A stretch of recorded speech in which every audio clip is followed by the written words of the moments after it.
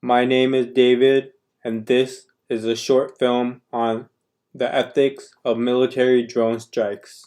One of the contemporary dilemmas related to the use of force are the international laws and boundaries established for the use of drones to carry out military strikes. On August 29, the Pentagon admitted that the United States made a tragic mistake when launching drone strikes that killed 10 innocent civilians in Kabul, Afghanistan.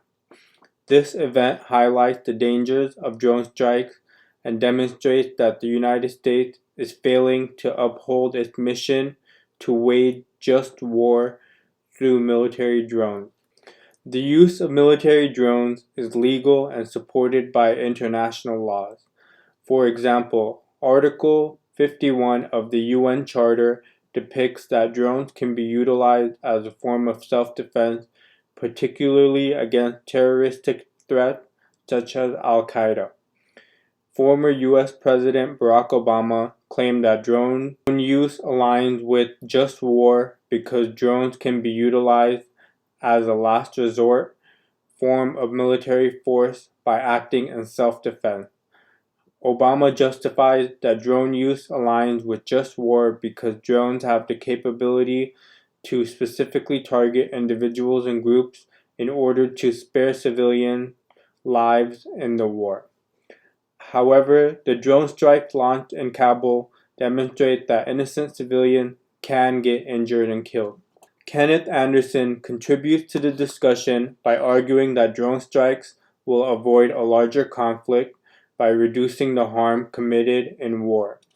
For example, Anderson argues that drone strikes are more likely to lead to justice after war by providing proportional damage to a foreign country without escalating tension. Similarly, Lin and his colleagues argue that drone wars enable countries such as the United States to minimize risk and harm to humans by relying on drones to carry out coordinated attacks without the need for face-to-face human combat. Lin and his colleagues believe that this enables drone wars to provide a more ethical approach to war in which there is minimal harm inflicted to American military and adversaries.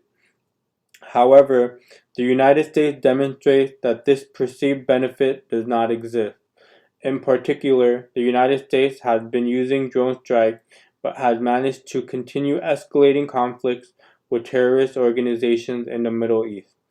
For example, the United States has launched military operations against ISIS since June of 2014, and the recent attack demonstrates that there are no signs of slowing down. Drones do have the capability of being used as a humane, just form of war. However, in order for this to occur, drones need to adhere to just ad bellum, just in bello, and just post bellum. Just ad bellum is demonstrated when drones are limited as a military weapon that is used as a last resort.